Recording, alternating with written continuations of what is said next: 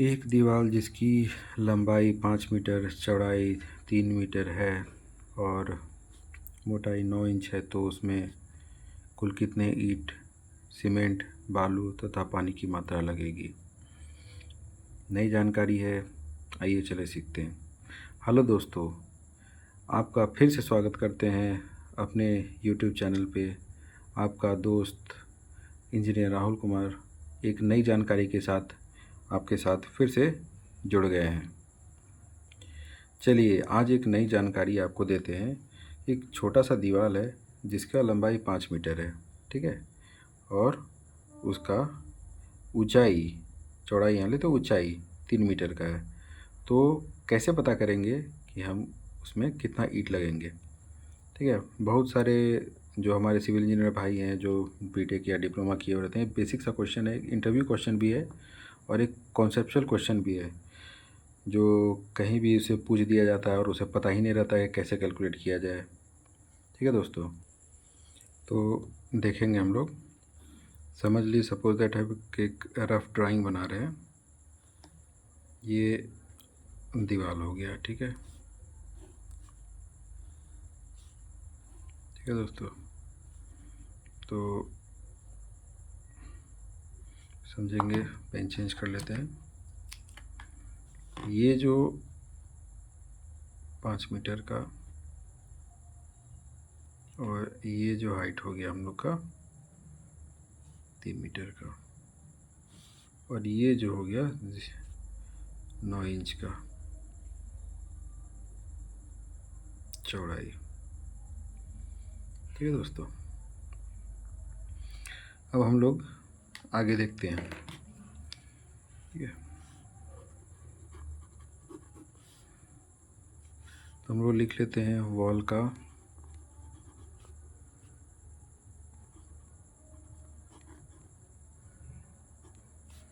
Length हो गया 5 metre,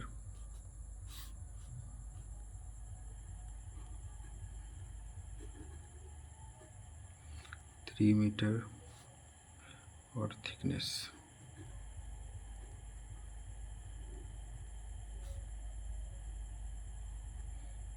9 inch. तो इसको दोस्तों हम लोग मीटर में कन्वर्ट करते हैं क्योंकि सब सारा डाटा मीटर में ही दिया हुआ है। ठीक है, तो मीटर में अगर कन्वर्ट करेंगे तो इसको 0.23 मीटर हो जाएगा। ठीक है दोस्तों, और ये आसान होगा कैलकुलेट करने में हम लोग को। ठीक है, हाँ, आइए चलिए फिर से एक बार जानकारी देते हैं आपको कि एक ईंट जो स्टैंडर्ड ईंट होता है, ब्रिक होता है, उसका डायमेंशन क्या होता है। ठीक है, जो कि ज़्यादा ज़रूरी है, बार बार बोलने का मतलब ये होता है कि याद हो जाए।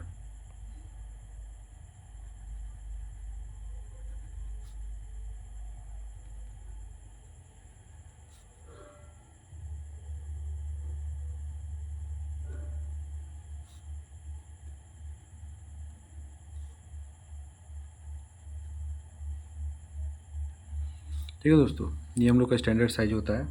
ठीक है, और यहाँ मीटर में है तो ये mm है, तो इसको भी मीटर में कन्वर्ट कर देते हैं। तो मीटर में अगर कन्वर्ट करेंगे तो पॉइंट मीटर, और ये हो जाएगा 0.09 मीटर, 0.09 मीटर। ठीक है दोस्तों, अब एक चीज़ देखिए, ये तो हो गया ब्रिक साइज। हम लोग यहाँ बात कर रहे हैं वॉल का। तो ब्रिक साइज है तो वॉल बनेगा तो उसमें मोटर भी लगेगा। ठीक है, तो हम लोग एक कंसिडर करते हैं, कंसिडरिंग, ऐसे जनरली होता है लेकिन फिर भी लिखते हैं, considering thickness of motor.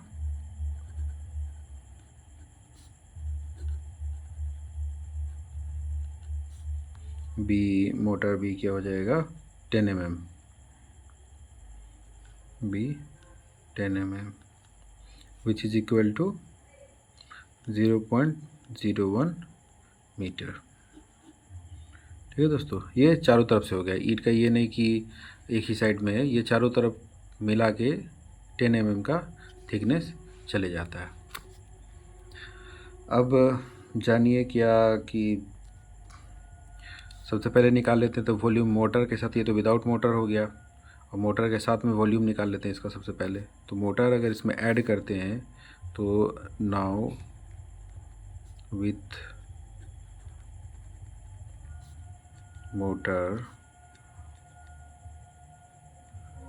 Brick size, तो दोस्तों हम लोग यहाँ कितना निकालें 0.01, और अभी कितना है 0.19 मीटर, ठीक है। तो साइज क्या हो जाएगा, इसमें प्लस हो जाएगा, तो प्लस करेंगे तो 0.19 प्लस 0.01 हो जाएगा, तो 0.2 मीटर आ जाएगा। सेम उसी तरह से 0.9 प्लस 0.01 करेंगे तो ये आ जाएगा अगेन, ठीक है, दोनों का सेम है, तो फिर से प्लस 0.01 कर देंगे तो 0.10 mm है, ठीक है। अब इसको अगर वॉल्यूम निकालना हो तो, क्योंकि length into breadth into height है तो वॉल्यूम निकलेगा, तो volume equal to 0.20 into 0.10 into 0.10 is equal to हो जाएगा दोस्तों 0.002 मीटर स्क्वायर, ठीक है दोस्तों। यहाँ तो क्लियर है, यहाँ कोई कन्फ्यूज़न नहीं है, तो सिंपल कैलकुलेशन है, मुझे नहीं लगता है कि कोई आप लोग को कन्फ्यूज़न होगा इसमें, ठीक है। अब दोस्तों यहाँ फटाफट हम लोग निकाल लेते हैं वॉल्यूम ऑफ वॉल।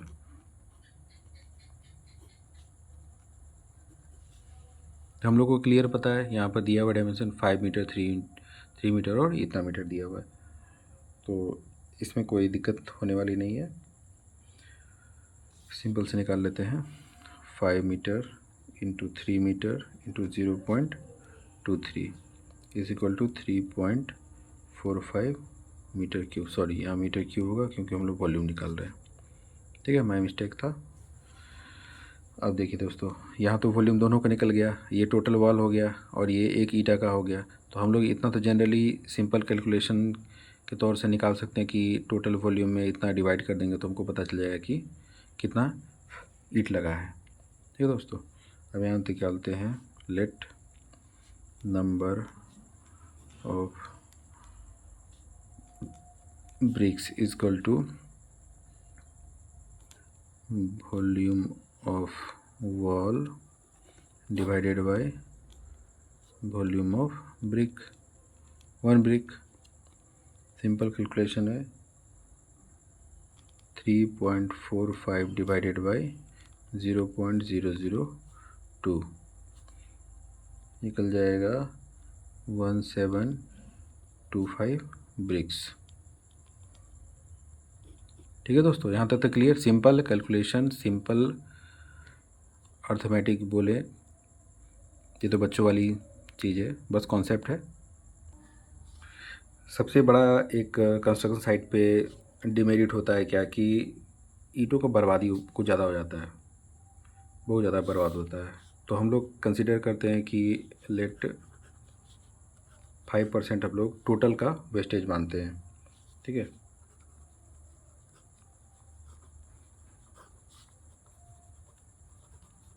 ठीक है दोस्तों, अभी कुछ देर पहले हम लोग निकाले थे कितना कि 1725 ईंट लग रहा था, तो हम लोग 5% जो कंसिडर कर रहे हैं कि वेस्टेज हो जाता है, तो उसको 5% हम लोग इसको निकाल लेते हैं कि 1725 ईंट तो टोटल लगा, इसमें हम लोग 5% वेस्टेज निकालते हैं, तो 5% हो जाता है अप्रॉक्स में 86 पॉइंट समथिंग आता है, 25 आता है, तो हम लोग राउंड अप में ले रहे हैं 86, ठीक है दोस्तों।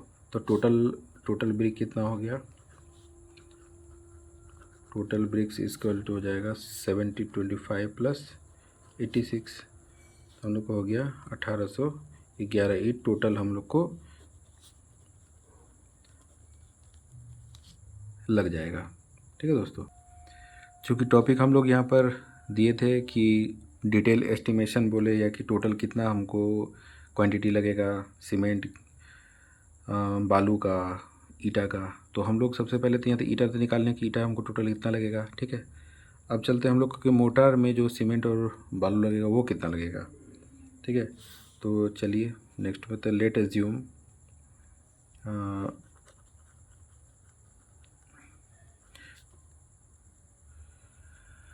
30% ऑफ मोटार वॉल्यूम,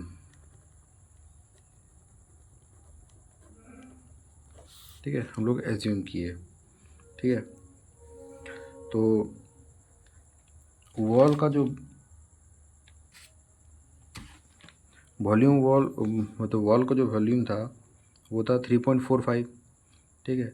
तो वॉल्यूम ऑफ मोटर हम लोग निकालते हैं, तो वॉल्यूम ऑफ मोटर जो हम लोग 30% लिए हैं, तो 30% ऑफ कितना का वॉल्यूम लिए, 3.45 का मीटर क्यूब निकाले थे, तो हम लोग हो गया 1.035 मीटर क्यूब, ठीक है। तो एक फार्मूला दे रहे हैं आप लोग को, ठीक है, वो फार्मूला है ड्राई वॉल्यूम का, ड्राई वॉल्यूम और वेट वॉल्यूम का। Dry volume is equal to wet volume into 1.33, ठीक है दोस्तों। ये आपको इन फ्यूचर काम देगा। तो हम लोग यहाँ सिंपल कैलकुलेशन इसमें फिट करते हैं। तो वेट वॉल्यूम कितना हो गया हम लोग का, कितना हो गया 1.035 मीटर क्यूब, और हम लोग का ड्राई वॉल्यूम कितना है 1.33। तो इसको कैलकुलेट करते हैं तो निकलता है 1.376 मीटर क्यूब, ठीक है दोस्तों। ये निकल गया मेरा ड्राई वॉल्यूम। अब निकालते हैं कि सीमेंट क्वांटिटी, सैंड क्वांटिटी और वाटर क्वांटिटी कितना होता है, वो हम लोग निकालें। तो दोस्तों सबसे पहले ये जानने की कोशिश करते हैं कि हम लोग जो सीमेंट और जो मतलब प्रोपोर्शन डालते हैं, सीमेंट हो, बालू हो या वाटर का, तो एक फिक्स्ड प्रोपोर्शनल में डालते हैं, ताकि ना गीला हो ना ज़्यादा सूखा हो और हमारी दीवार पे आराम से चिपक जाए। तो हम लोग कैसे क्वांटिटी निकालते हैं, पहले निकालते हैं सीमेंट का,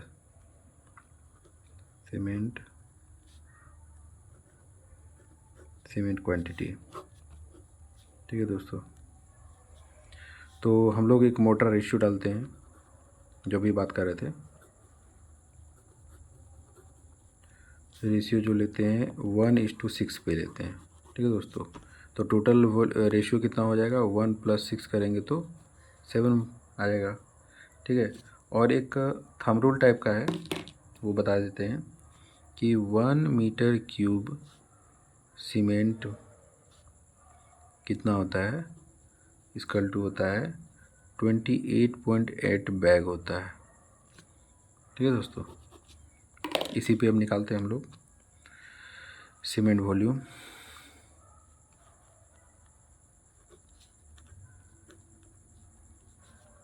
तो हम लोग यहाँ टोटल हो गया, प्रोपोर्शन कितना हो गया, 7 हो गया। तो कितना में निकाल रहे हैं हम लोग, 1 रेशियो पे निकाल रहे हैं, तो 1/7 इंटू ड्राई वॉल्यूम, ठीक है। ये फार्मूला की तरह आप इसको यूज़ कर सकते हैं। तो 1/7 इंटू ड्राई वॉल्यूम हम लोग कितना निकाले थे, इतना निकाले थे 1.376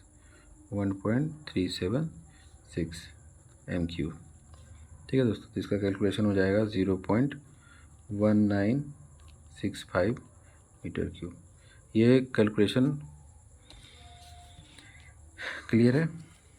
अब इसको, ये तो पता चल गया कि सीमेंट का वॉल्यूम कितना निकला, ठीक है। अब इतना तो हमको पता नहीं कि वॉल्यूम में कितना होता है, तब हमको क्या निकालना है कि ये बैग्स में कितना होता है। तो हम लोग यहाँ क्या लिखे हैं, 1 मीटर क्यूब सीमेंट कितना होता है, 28.8 बैग्स के इक्विवेलेंट पे होता है। तो अभी हम लोग यहाँ निकालेंगे कि इतना सीमेंट कितना बैग के बराबर होगा, ठीक है। तो सीमेंट बैग बराबर, cement bag is equal to 0.1965 divided by 28.8, तो आ जाता है 5.66। तो जो अप्रॉक्स होता है हम लोग 6 बैग्स, ठीक है दोस्तों। तो हम लोग को पता चल गया कि 6 बैग्स लगना है और ब्रिक्स कितना लगना है, टोटल वेस्टेज को जोड़ के 1811 ब्रिक्स। तो आइए दोस्तों आगे बताते हैं अब फटाफट, कुछ लंबा हो जाएगा वीडियो, इसलिए छोटा जल्दी जल्दी से बता देते हैं।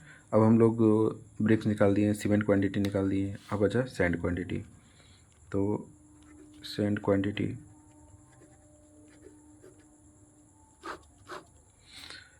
सेम है, मोटार रेशियो हम लोग यहाँ पर भी लेते हैं। मोटार रेशियो कितना है 1:6, ठीक है। सीमेंट सैंड है, ये सीमेंट है और ये सैंड है, मतलब 1 बाल्टी अगर सीमेंट देते हैं तो 6 बाल्टी हमको सैंड देना है। तो सेम 1 + 6 = 7, ठीक है। अब यहाँ पर देखिए, जिस तरह से मैं सीमेंट का बताया था उस तरह से सैंड का भी बताता हूँ, ठीक है। तो 1 मीटर क्यूब सैंड = 35.3147 CFT, ठीक है दोस्तों। ये फॉर्मूला ही बोल दीजिए, ये कैलकुलेटर रखें और फिर से यहाँ पर जाते हैं सैंड वॉल्यूम।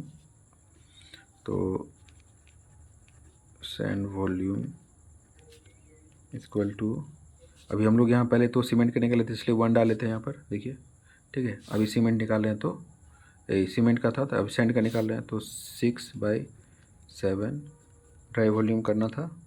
तो ड्राई वॉल्यूम कितना हम लोग निकाले थे 1.376, ठीक है, 1.376। इसको अगर कैलकुलेट करते हैं तो आता है 1.179 मीटर क्यूब, ठीक है दोस्तों। अब सेम सीमेंट का निकाले तो अभी सैंड निकालते हैं। सैंड क्वांटिटी = 1.179 इंटू ये वैल्यू जो दिए हैं 35.3147 आ जाएगा 41.64 CFT, ठीक है दोस्तों। तो मतलब 41.64 CFT हमको बालू लग जाएगा। एक सिंपल सा है, अब छोटा सा बच गया वाटर का। वाटर रिक्वायर्ड, तो दोस्तों हम लोग सिंपल से एक थंब रूल लेके चलते हैं। फॉर 1 मीटर क्यूब मोटार में हम लोग एक अप्रॉक्स वैल्यू डालते हैं, क्योंकि पानी है, कभी ड्राई सीजन में चलेगा तो कुछ ज़्यादा लग जाएगा, विंटर में चलेगा कुछ ज़्यादा लग जाएगा, रेनी में तो काम नहीं होता है, ठीक है। तो अप्रॉक्स वैल्यू ले लेते हैं। अप्रॉक्स 160 लीटर, ठीक है, लग जाता है। 1 मीटर क्यूब मोटर बनाने में हमको 160 लीटर पानी लग जाता है, ठीक है। तो इसीलिए वाटर रिक्वायरमेंट, तो मोटर वॉल्यूम इंटू 160, क्योंकि 1 मीटर क्यूब में इतना लग रहा है तो मोटर वॉल्यूम जितना उतना ही लगेगा। तो मोटर वॉल्यूम हम लोग कितना निकाले थे 1.035 इंटू 160, ठीक है। तो अप्रॉक्स में आता है 165.6, ठीक है दोस्तों। तो हम लोग यहाँ पर देख लिए कि टोटल कितना ब्रिक्स आएगा और टोटल कितना सीमेंट लगेगा, कितना बालू लगेगा, ठीक है दोस्तों। ये हो गया। बाकी लेबर कॉस्ट तो कहीं 500 चलता है, कहीं 400 चलता है, कहीं 600 भी चलता है, तो वो डिपेंड करता है, ठीक है। तो उसके बारे में नहीं बता रहे हैं, बाकी यदि हम लोग जान गए। आशा करता हूँ कि इस वीडियो में आपको ये जानकारी अच्छी तरह से समझ में आई होगी, ठीक है। मिलते हैं नेक्स्ट वीडियो में, तब तक के लिए सलामत रहें, स्वस्थ रहें और पढ़ते रहें, सीखते रहें, आगे बढ़ते रहें।